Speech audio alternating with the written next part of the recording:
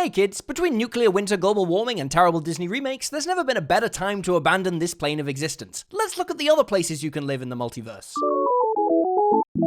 Welcome to the plane of air. Please notice all the air in the air. Also notice the lack of ground on the ground. This is a place of boundless skies, so unless you can fly, you're falling. But don't worry, you won't splat on the groundless ground. It's much more likely you'll die by cartwheeling through a toxic gas cloud or into a maelstrom tornado. Hazards like these pop up as often as Pedro Pascal and are as threatening to your life as he is to my fragile heterosexuality. Solid matter does exist on this plane, from sand to dust to chunks of Earth the size of asteroids. Nobody knows where these asteroids came from, but they were probably brought here aeons ago by mighty beings who just wanted something to live on. Attention, travelers, if you look to your left as we plummet, you'll see the citadel of ice and steel, an eternally free-falling structure. This is the center of all Jinni activity on the plane. Jinnis are the good-aligned genies that live here. You'll also find invisible stalkers on this plane who look like this.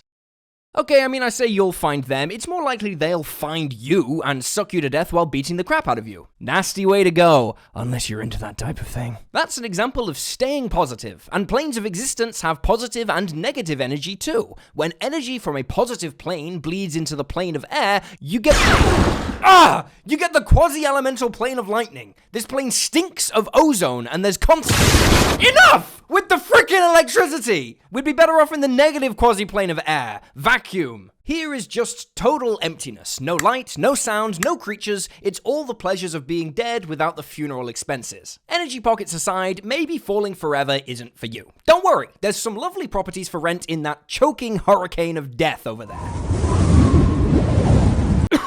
Welcome to the plane of smoke, the midpoint between air and fire. It is as unbearable as the basement bedroom of a 23-year-old chain vaping Reddit mod, although slightly nicer smelling. The smoke here is hazardous, and unlike cigarettes, it doesn't even make you look cool. But if you want to talk about not being cool, let's talk about being on fire. Welcome to the plane of fire, where everything is on fire. Actually, we should probably say everything is fire. I'd call it a pyromaniac's wet dream, but nothing is wet in Lava Land. Elemental flames here don't even require fuel or oxygen to burn. Fire can be solid, liquid, or gas in this place. Even the ground is just loosely packed fire. Don't let the scorching heat put you off, though. If your eyeballs hadn't melted, you'd see this is actually one of the most beautiful places in the multiverse. The stunning flame flower plant grows here, and the fire of this plane takes on every color of the rainbow, making this plane officially gay-friendly. Ooh, and while you're here, you absolutely must visit the City of Brass, the floating citadel ruled by the Ifrit, evil genies of fire. Just be careful, though, because... Hey,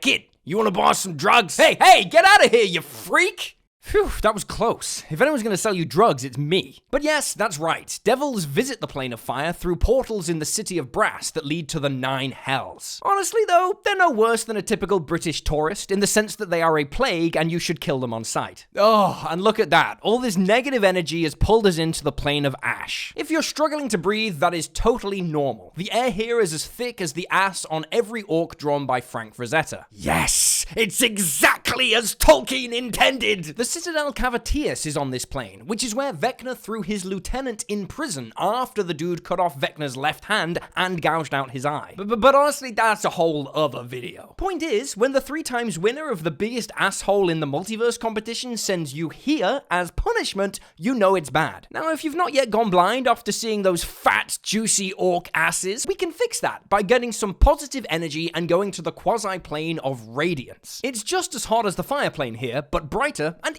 equally beautiful as long as you're wearing sunglasses. It's also the place to be if you've got a slight head cold or a javelin embedded in your spine, because it's here where you'll find the Heart of Light, a tower of blue light that rapidly heals all injuries. But okay, I can see in your charred corpse this place is a little on the warm side for you, don't worry. There's a little place called the Fountains of Creation just next door. Doesn't that sound lovely? Doesn't that sound lovely? Welcome to the plane of Magma, aka the Fountains of Creation, aka halfway between fire and earth, aka basically Mordor. Not everything is on fire here, but it's still too hot. There's too many poisonous gas clouds, and red dragons visit, and nobody likes them. They don't even like each other, but honestly, that's a different video. The only reason anyone comes here is to grab Tandasol plants, which are native to this plane. The stem is made of pure fire, and the leaves are solid gold. The armor you can craft from these leaves is among the best in the multiverse, giving elemental resistance as well as supernatural fortification. But honestly, if a magical flower is getting you excited, you're gonna love the gear they've got just down the road. Welcome to the plane of Earth, aka Ka-ching! There are invaluable gems and huge ore deposits everywhere here, meaning endless scores of greedy prospectors set up mining operations here and then all die. It's called the Grave of the Greedy for a reason. The plane itself is an infinite expanse of solid Earth, but it's pockmarked by bubbles of air and fissures and tunnels, so you can kind of move through it like a worm through an apple. There's no natural light, except the occasional luminous gems, but the plane has natural magic that boosts everyone's hearing. This tremor sense lets people see through the vibrations around them, so you can be like, "Hey, this rock told me you were talking shit!" But I know what you're thinking. Where's all the human rights violations? Don't worry, there's loads, all orchestrated by the Tao, the other type of evil genie. Humans, elves, dwarves, any species they can steal, they'll put them to work mining the rare materials of the plane.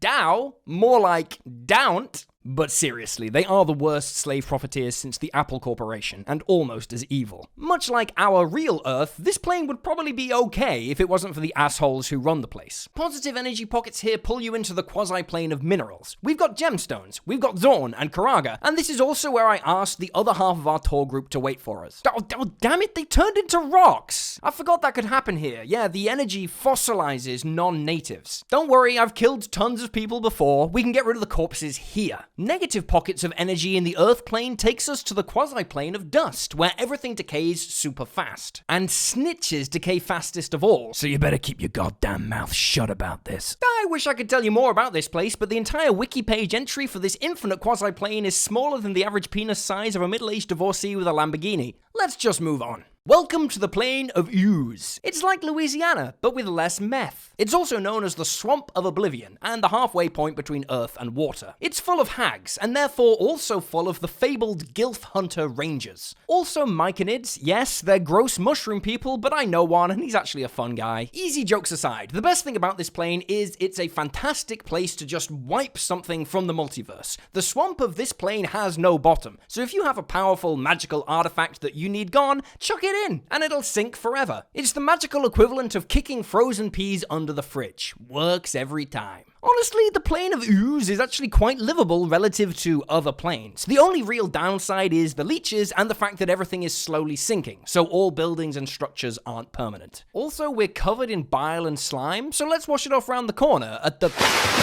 Welcome to the plane of water, my fellow hydro homies. That's not a slur when I say it. My father was actually 70% water. Every day is bring your water to work day. There's no sun and there's no surface to the ocean. We're all submerged. You'd think that would mean it'd be pitch darkness, but the liquid itself glows bluish green, so visibility is pretty good. I mean, where's the fun of being torn apart by krakens, giant squids, aboliths, sea hags, and black dragons if you can't see it coming? Despite the dangerous wildlife, this is probably the most commonly visited of all inner planes. Humans, lizard folk, aquatic elves, Lakatha, they all come here from the material plane to trade with the Marid, the sort of friendly water genies native to this plane. Combine negative energy with water and you'll end up here.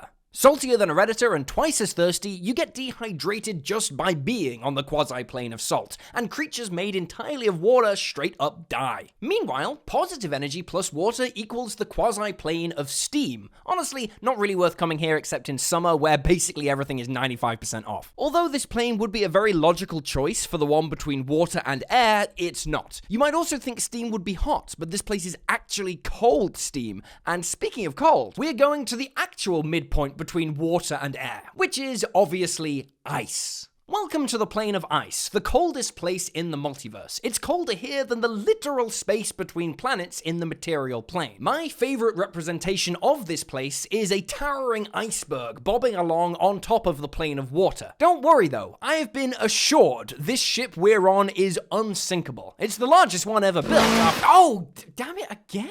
When you get inside the ice here, it really gets chilly. The coldest parts freeze fire, turning it into a new element called cold flame that sheds cold, not heat. True cold zones even freeze light, sound, and abstract concepts like nearness and sadness get frozen. Hey, fellas! New cure for depression just dropped! You gotta freeze the sadness away! Frost giants live here, but the warmer parts can sustain more mundane forms of life, like polar bears and winter wolves. Albrathanila, arguably the most powerful white dragon in the multiverse, also lives here somewhere. She's always scheming to take over the plane, but never succeeds because a guy called Cryonax actually rules the place. Now, this guy looks like a big old friendly yeti, but he's actually a ludicrously powerful and incredibly evil monstrosity. No, you can't fix him. No, you can't try. And if you climb to the top of the iceberg, you wind up back at the plane of air, and somehow we're falling forever again, despite the fact that we climbed here? Wait,